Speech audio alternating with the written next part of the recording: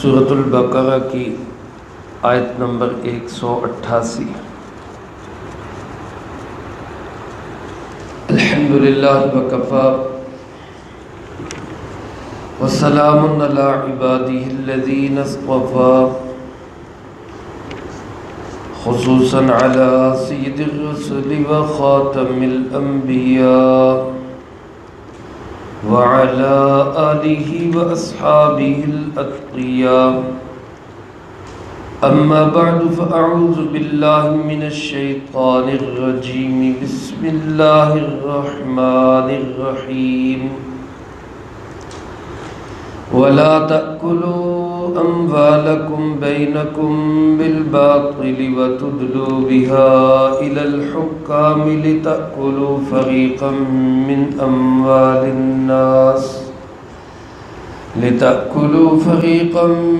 أموال الناس بالإثم وأنتم تعلمون۔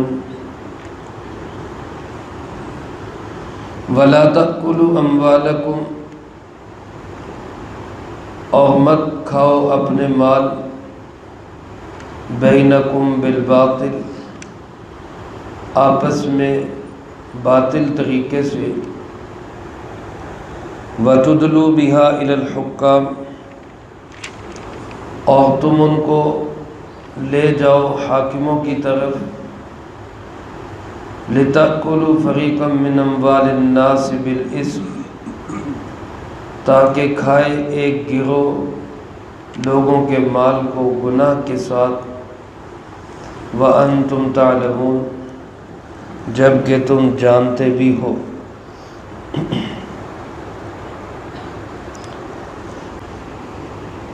گزشتہ رکوع سے اللہ رب العالمین نے ابواب البر یعنی نیکی کے بڑے بڑے جو باب ہیں ان کی تفصیل کو بیان کرنا شروع فرمایا۔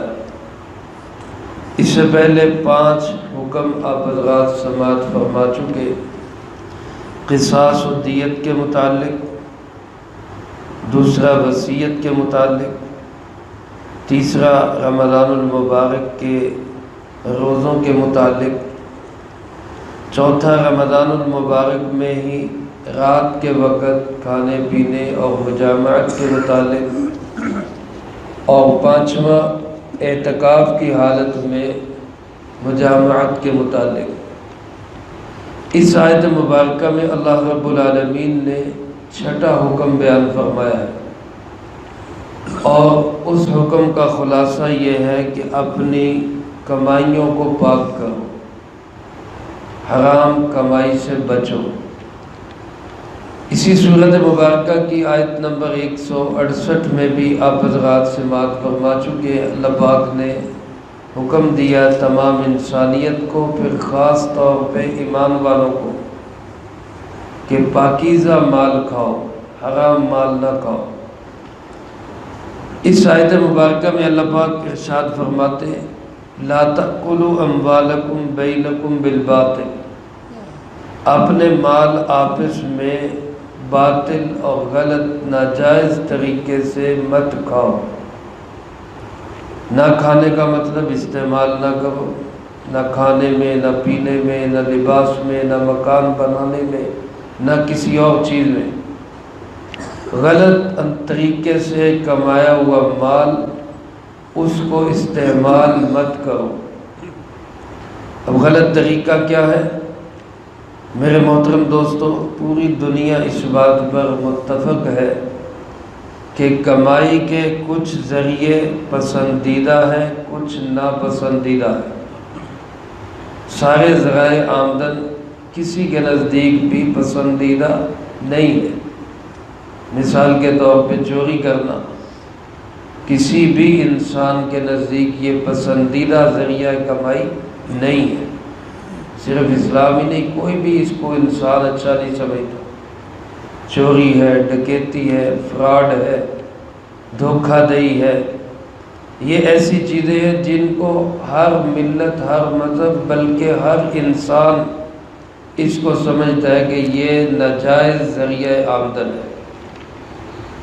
لیکن کچھ ذرائع ایسے ہیں جن کو شریعت اسلامیہ ناپسندیدہ قرار دیتی ہے اور لوگ اس کو سمجھتے ہیں کہ یہ ٹھیک ہے، اس معاملے میں میرے محترم دوستو اسلام سب سے زیادہ خوبصورت نظام دیتا ہے۔ سورۃ نساء کے اندر اللہ رب العالمین ارشاد فرماتے ہیں الا ان تکون تجارۃ عن تراض منکم، کسی کی بھی کمائی آپس میں ایک دوسرے کے پاس جانے کا صرف ایک ہی راستہ ہے کہ جانبین سے رضامندی ہو، دل کی خوشی ہو، کسی ایک پہ بھی بوجھ نہ ہو، نہ بائع پہ نہ مشتری پہ، خریدنے والا بھی وہ دل سے خوش ہو، بیچنے والا بھی دل سے خوش ہو، تب وہ مال حلال ہوگا۔ اگر دونوں میں سے کوئی ایک دل سے راضی نہیں، مجبوری کا فائدہ اٹھایا جا رہا ہے، تو وہ مال کبھی بھی حلال نہیں ہو سکتا۔ اب سود ہے، اس کو دنیا سمجھتی ہے کہ جناب یہ بھی کمائی کا ایک ذریعہ ہے، یہ بھی ایک ذریعہ آمدن ہے، جبکہ اس میں مجبوری کا فائدہ اٹھایا جاتا ہے۔ مجبوری کا فائدہ بہی معنی یا تو بندہ ضرورت مند ہے، کسی کے پاس گیا کہ مجھے کچھ پیسے چاہیے، وہ کہتا ہے جی ٹھیک ہے پیسے لے لیں، اتنے لے لیں اور مجھے 6 ماہ کے بعد سال کے بعد اتنے لوٹا دیں، سیدھا سادہ پکا ٹھکا سود ہے۔ کچھ تجارتی سود ہوتے ہیں، ایک بندہ بڑا کاروباری ہے، بزنس مین ہے، دوسرا چھوٹے پیمانے پہ، اب اس کو ضرورت ہے اپنا کاروبار چلانے کی، اب یہ بڑی مچھلی بلکہ بڑا مگرمچھ وہ کہتا ہے کہ جناب کاروبار چلانا ہے تو اس طرح مجھے اس میں سے حصہ دو، پھر اس میں جو جائز طریقہ ہے اس کو اختیار نہیں کیا جاتا، فائدے اٹھائے جاتے ہیں مجبوریوں سے۔ تو ایسا کوئی بھی سودا، کوئی بھی ایسا معاملہ ہو، آپس کا لین دین کا کوئی بھی ایسا تعلق ہو، تو ہمیں علماء کے پاس جانا چاہیے، ان سے پوچھنا چاہیے کہ اسلامی شریعت میں یہ حلال ہے یا حرام ہے۔ بعض اوقات معمولی فرق سے حلال سے حرام میں چلے جاتے ہیں، اور اگر اسی کو پوچھ لیا جائے تو حرام سے حلال میں آ جائے۔ مثلا ایک دفعہ ایک صاحب مجھ سے کہنے لگے کہ جناب، بڑے پرانے زمانے کی بات ہے، 10 12 15 سال پہلے کی بات ہے، وہ کہنے لگے کہ جی میں فریج لینا چاہتا ہوں، میرے پاس پیسے نہیں ہیں۔ اب میں ایک بندے سے کہتا ہوں مجھے 25,000 روپیہ ادھار دے دو، میں نے فریج لینی ہے۔ وہ کہتا ہے میں 25 دے دیتا ہوں، آپ کتنی دیر میں واپس کریں گے؟ 6 مہینے کے اندر۔ کتنے دیں گے واپس؟ 30,000 دے لینا، 35 لے لینا۔ تو کہتا ہے جی یہ معاملہ کیسے؟ میں نے کہا یہ تو پکا ٹھکا سود ہے، سیدھا سادہ سود ہے۔ تو کہتے پھر ہم کیا کریں؟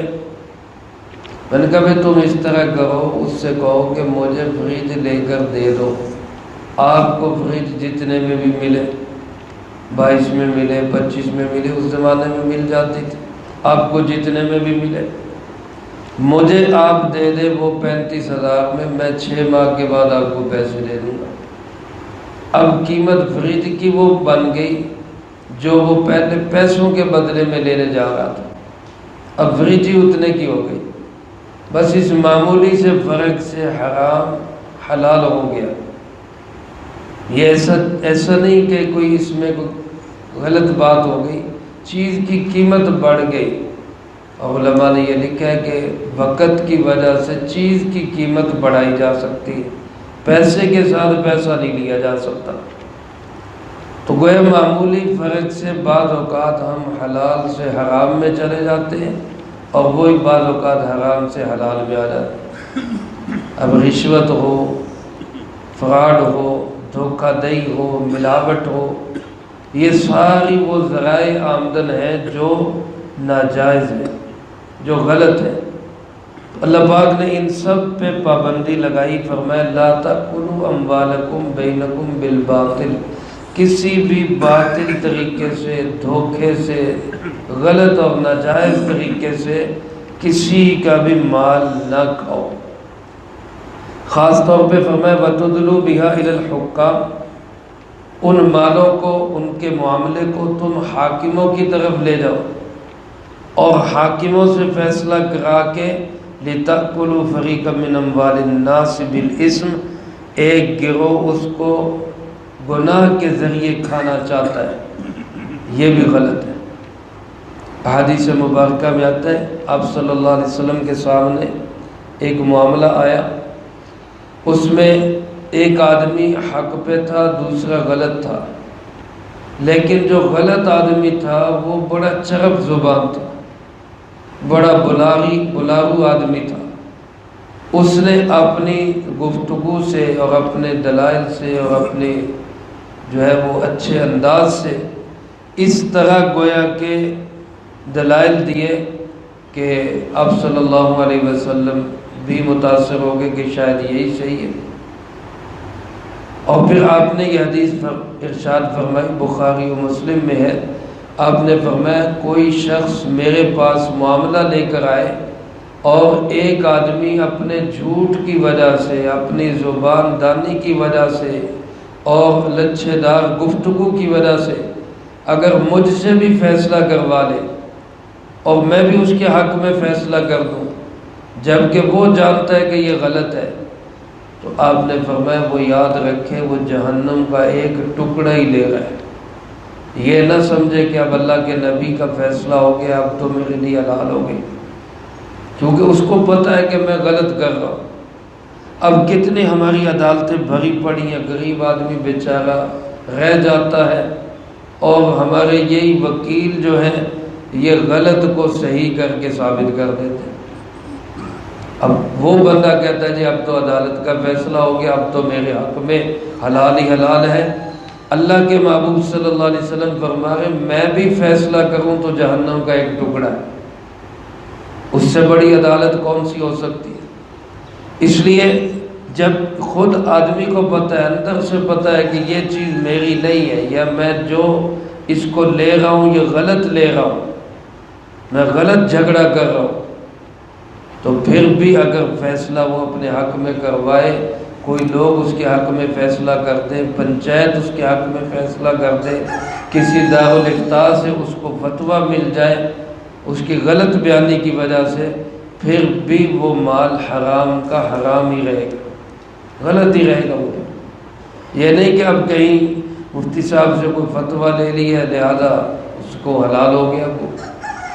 اب بعض اوقات وراثت کے معاملات میں ہوتے ہیں، غلط بیانیاں کی جاتی، ایک بھائی جا کے غلط بیانی کرتا ہے اور جا کے جناب فتویٰ لے لیتا ہے اپنے حق میں، اور پھر سمجھتا ہے کہ جناب یہ تو میرا ہو گیا، میرے پاس فتویٰ موجود ہے، فلاں ادارے کا فتویٰ موجود ہے میرے پاس، اب یہ میرا ہو گیا، حالانکہ ان کو پتہ ہی نہیں ہے، ان کے سامنے تو ایک ہی صورت آئی ہے، دوسری صورت آئی ہی نہیں ان کے سامنے۔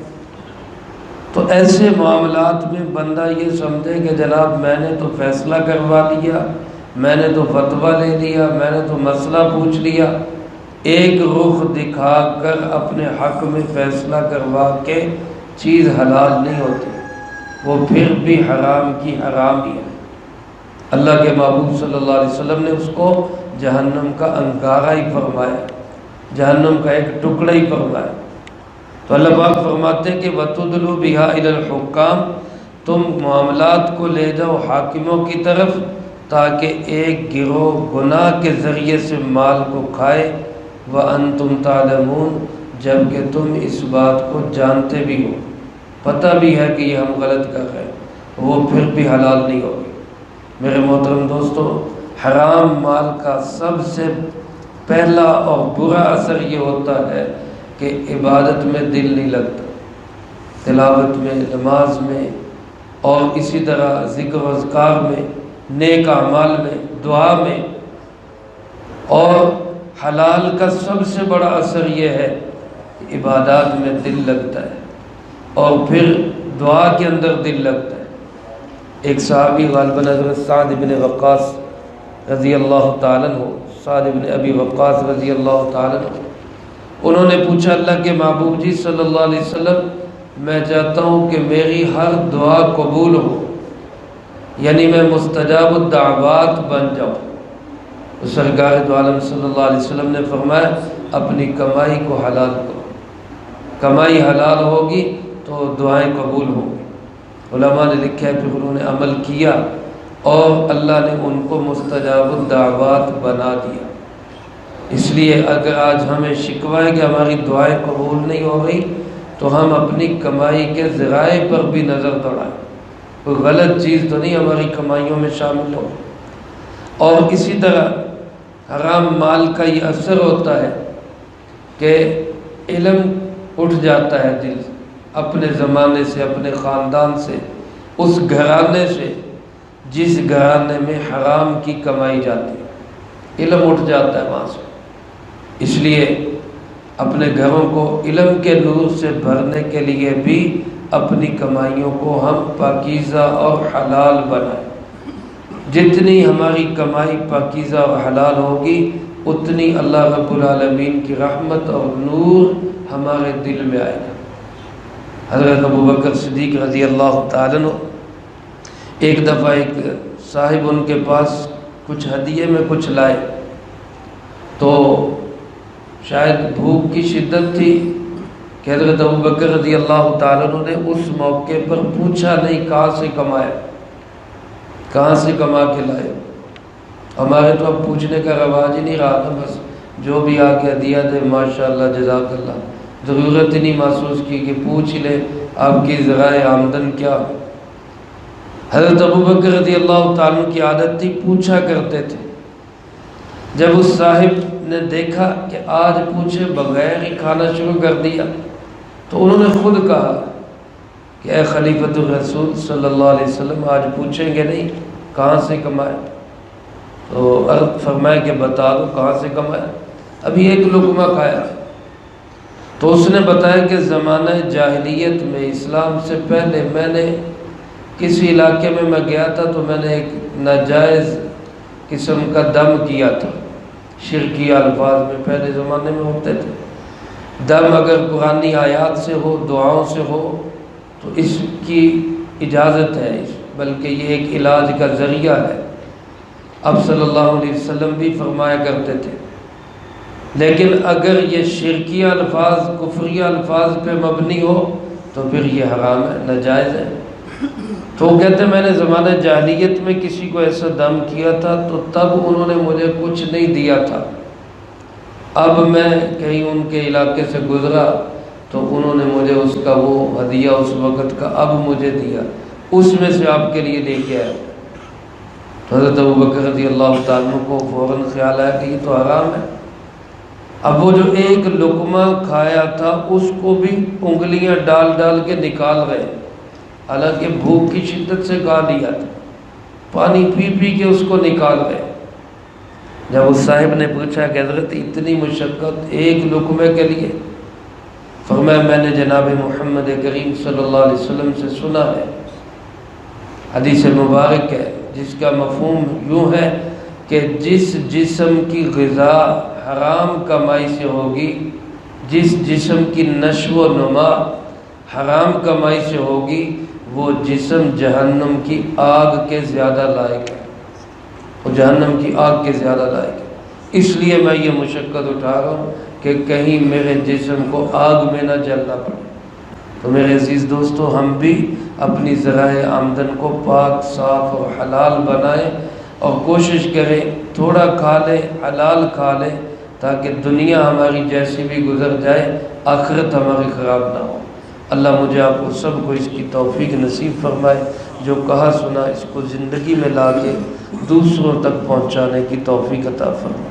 اللہم انت السلام و منک السلام، تبارکت ربنا و تعالیت یا ذا الجلال والاکرام۔ اللہم اعنا علی ذکرک و شکرک و حسن عبادتک۔ اللہم لا مانع لما اعطیت ولا معطی لما منعت ولا ينفع ذا الجد منك الجد۔